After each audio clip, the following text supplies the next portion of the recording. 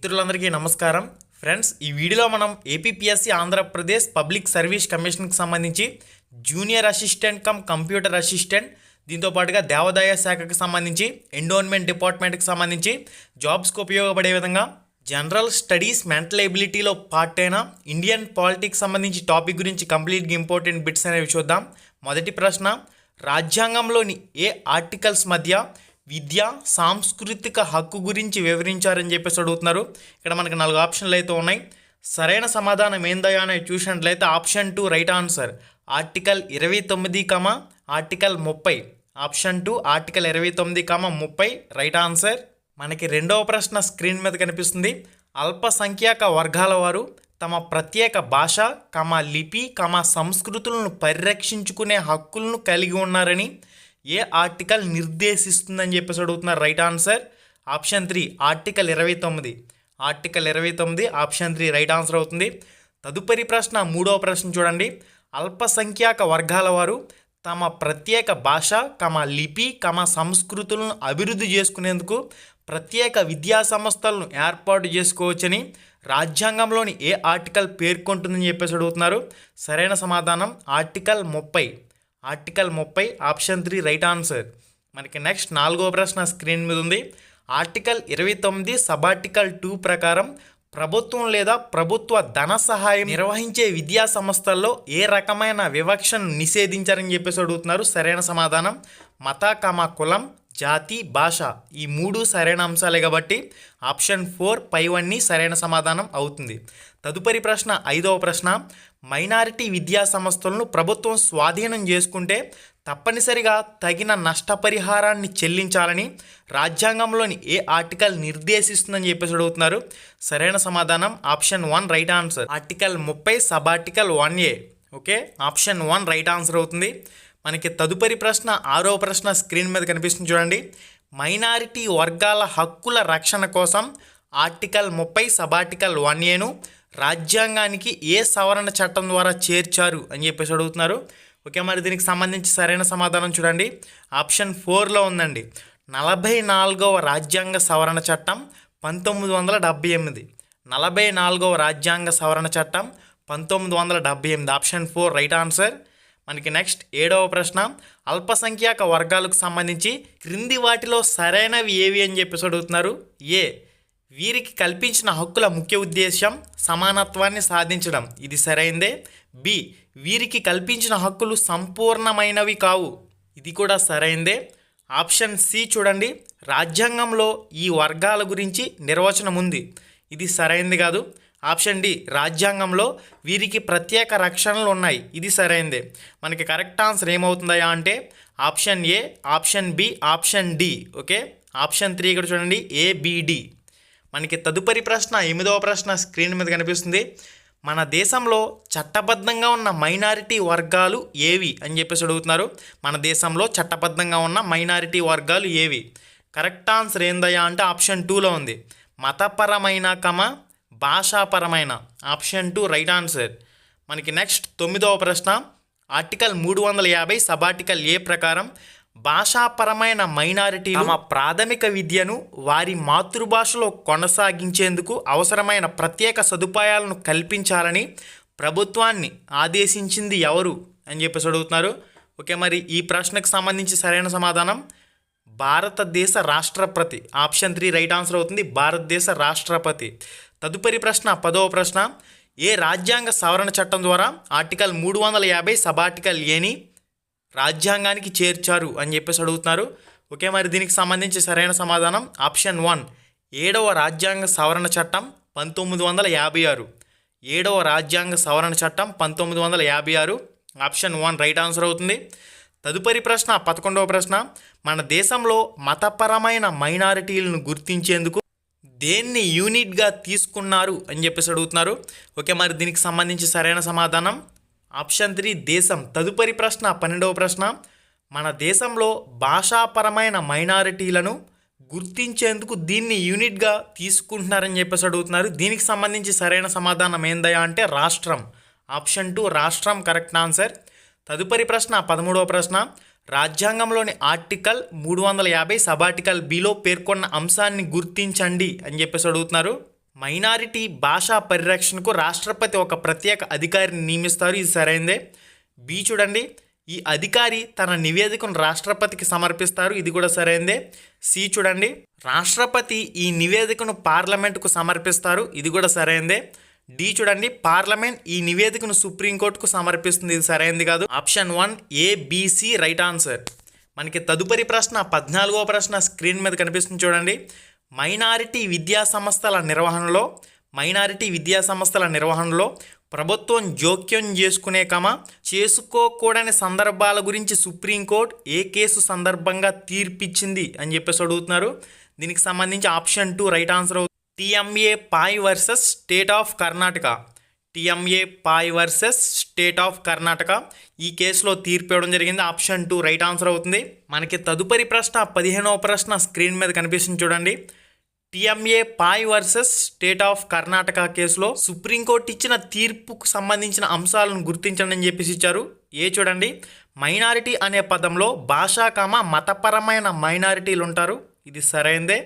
Option B చూడండి, మైనారిటీలను నిర్ధారించడానికి రాష్ట్ర జనాభాను యూనిట్గా తీసుకోవాలి. ఇది కూడా సరైందే. సి చూడండి, ఆర్టికల్ 29 సబ్ ఆర్టికల్ 1 కింద లభించే రక్షణ మైనారిటీ లిపి సంస్కృతులకు సంబంధించింది, వారి మతానికి సంబంధించింది కాదు. ఇది కూడా సరైందే. ఆప్షన్ డి చూడండి, ఆర్టికల్ 30 ప్రకారం మైనారిటీ వర్గాల వారు ప్రొఫెషనల్ విద్యా సంస్థలను కూడా స్థాపించవచ్చు. ఇది కూడా సరైందే. ఇక్కడ మనకి కరెక్ట్ ఆన్సర్ ఏందయ్యా అంటే ఏబిసిడి ఇచ్చిన పై అన్ని అంశాలు కూడా సరైనవి కాబట్టి ఆప్షన్ 4 పైవన్నీ సరైన సమాధానం అవుతుంది.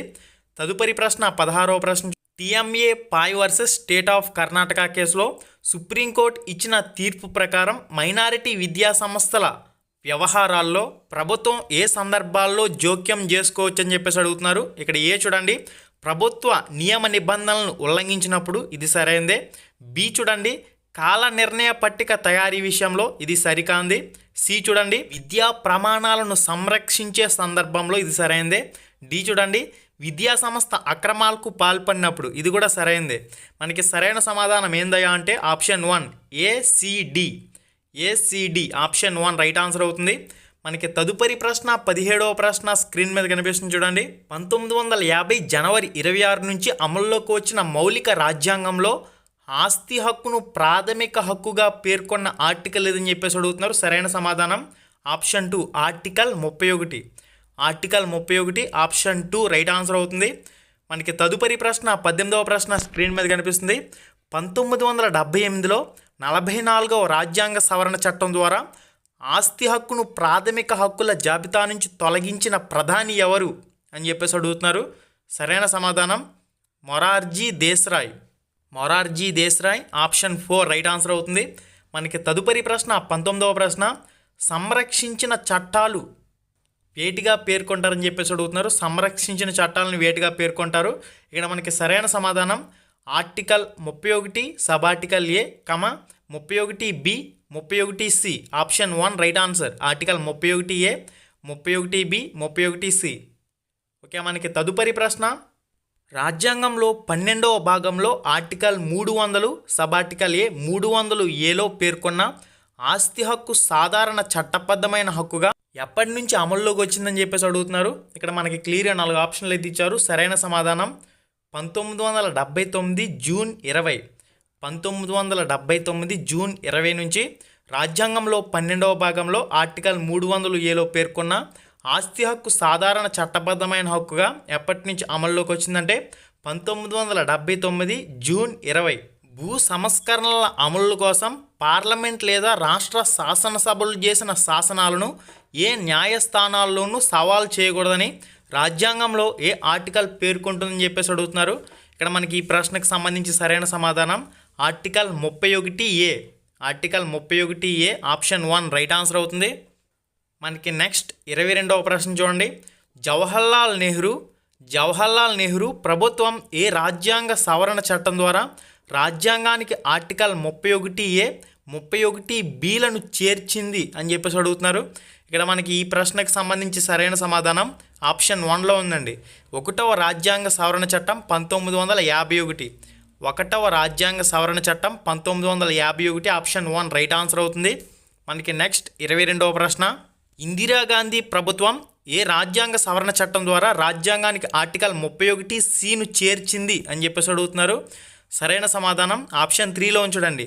25వ రాజ్యాంగ సవరణ చట్టం 1971. 25వ రాజ్యాంగ సవరణ చట్టం 1971.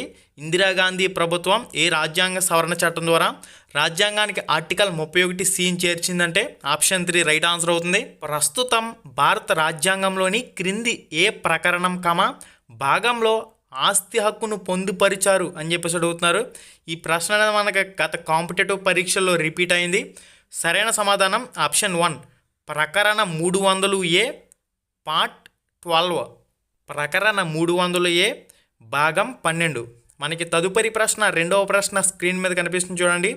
ఆస్తి హక్కు ప్రాథమిక హక్కు కాదని తెలిపే రాజ్యాంగ సవరణ అని చెప్పేసి అడుగుతున్నారు. సరైన సమాధానం ఆప్షన్ 3 44వ. ఇది మనకి గత కానిస్టేబుల్ ఎస్ఐ పరీక్షలు అడగడం జరిగింది. ఆప్షన్ 3 44వ రైట్ ఆన్సర్. తదుపరి ప్రశ్న ఇక్కడ చూడండి. క్రింది వాటిలో అల్పసంఖ్యాక వర్గాల హక్కుల విషయంలో సరికానిది అని చెప్పేసి అడుగుతున్నారు. అల్పసంఖ్యాక హోదా రాష్ట్ర జనాభా వివరాలపై ఆధారపడి ఉంటుంది. ఇది సరైందే. ఆప్షన్ 2 చూడండి. వారికి సొంత విద్యా సంస్థలను స్థాపించుకునే హక్కు ఉంది. ఇది కూడా సరైందే. ఆప్షన్ 3 అల్పసంఖ్యాకులు హక్కుల సమానత్వం సాధించడానికి ఉద్దేశించినవి. ఇది కూడా సరైనదే. ఆప్షన్ 4 చూడండి. అల్పసంఖ్యాకుల హక్కులు సంపూర్ణమైనవి. ఇది సరైనది కాదు. ఆప్షన్ 4 రైట్ ఆన్సర్ అవుతుంది ఈ ప్రశ్నకు సంబంధించి. తదుపరి ప్రశ్న చూడండి. భాషాపరంగా అల్పసంఖ్యాక వర్గాల పిల్లలకు ప్రాథమిక స్థాయిలో విద్యను మాతృభాషలోనే అందించాలని రాజ్యాంగంలోని ఏ ఆర్టికల్ ఆదేశిస్తుంది అని చెప్పేసి అడుగుతున్నారు. మరి దీనికి సంబంధించి సరైన సమాధానం ఆప్షన్ 1లో ఉందండి. Article 350A. ఆర్టికల్ 350A భాషాపరంగా అల్పసంఖ్యాక వర్గాల పిల్లలకు ప్రాథమిక స్థాయిలో విద్యను మాతృభాషలోనే అందించాలని రాజ్యాంగంలో ఏ ఆర్టికల్ ఆదేశిస్తుందంటే ఆర్టికల్ 350A ఆదేశిస్తుంది. తదుపరి ప్రశ్న. ఆస్తి హక్కు ఒక డాష్ అని చెప్పేసి అడుగుతున్నారు. సరైన సమాధానం ఏందయ్యా అంటే న్యాయబద్ధమైన హక్కు. ఆస్తి హక్కు ఒక న్యాయబద్ధమైన హక్కు. మనకి తదుపరి క్రింది వాటిలో ప్రాథమిక హక్కుల జాబితా నుంచి దీన్ని తొలగించారు. క్రింది వాటిలో ప్రాథమిక హక్కుల జాబితా నుంచి దీన్ని తొలగించారంటే మనకి సరైన సమాధానం ఆస్తి హక్కు. ఆస్తి హక్కు ఆప్షన్ 3 రైట్ ఆన్సర్ అవుతుంది. ప్రాథమిక హక్కుల చాప్టర్లో సాంస్కృతిక విద్యా హక్కుల ముఖ్య ఉద్దేశం ఏంటని చెప్పేసి అడుగుతున్నారు. ప్రాథమిక హక్కుల చాప్టర్లో సాంస్కృతిక విద్యా హక్కుల ముఖ్య ఉద్దేశం ఏంటని చెప్పేసి అడుగుతున్నారు. కింద 4 ఆప్షన్లు అయితే ఇచ్చారు. సరైన సమాధానం ఏందయ్యా అంటే అల్పసంఖ్యాక వర్గాల వారి సంస్కృతిని సంరక్షించడానికి సహాయపడటం. అల్పసంఖ్యాక వర్గాల వారి సంస్కృతిని సంరక్షించడానికి సహాయపడటం. ఆప్షన్ 3 సరైన ఆప్షన్ అవుతుంది. తదుపరి ప్రశ్న. ఏ రాజ్యాంగ సవరణ చట్టం ద్వారా ఆస్తి హక్కును ప్రాథమిక హక్కుల జాబితా నుంచి తొలగించారని చెప్పేసి అడుగుతున్నారు. సరైన సమాధానం ఆప్షన్ 3 రైట్ ఆన్సర్ 44వ రాజ్యాంగ సవరణ చట్టం 1978. ఓకే ఫ్రెండ్స్, ఇవన్నీ కూడా మనకి చాలా ఇంపార్టెంట్ ప్రశ్నలు. ఫ్రెండ్స్, మరిన్ని ఇంపార్టెంట్ ప్రశ్నలతో వీడియోలో మళ్ళీ కలుసుకుందాం. ఫ్రెండ్స్, మీరు కానీ ఫస్ట్ టైం మన ఛానల్కి వచ్చినట్లయితే ఈ వీడియో కింద ఎర్రగా రెడ్ కలర్లో సబ్స్క్రైబ్ అని చెప్పేసి కనిపిస్తుంది కదా, తప్పకుండా మన ఛానల్కి అయితే సబ్స్క్రైబ్ అవ్వండి. ఫ్యూచర్లో లైవ్ ఎగ్జామ్స్ కూడా ఫ్రీగా కండక్ట్ చేయడం జరుగుతుంది. ఆల్రెడీ మన వెబ్సైట్లో కూడా ఫ్రీ టెస్టులు జరుగుతున్నాయి. www.ramrameshguru.com ramrameshguru.com అని గూగుల్లో సెర్చ్ చేసి డైలీ ఫ్రీ టెస్టులు అయితే రాయండి. హై ఫ్రెండ్స్, ఎలా ఉన్నారు? మీరు కానీ ఫస్ట్ టైం మన ఛానల్కి వచ్చినట్లయితే ఇక్కడ కనిపిస్తుంది కదా ఎర్రటి రెడ్ కలర్ సబ్స్క్రైబ్ బటన్ మీద క్లిక్ చేసి పక్కనే ఉండే గంట సింబల్ని ఆల్ అని చెప్పేసి క్లిక్ చేసుకుని ఉంచుకోండి. మన ఛానల్లో పోస్ట్ చేసే ఎటువంటి అప్డేట్ అయినా మీరు మిస్ కాకుండా చూసే అవకాశం అయితే ఉంటుంది. Thank you.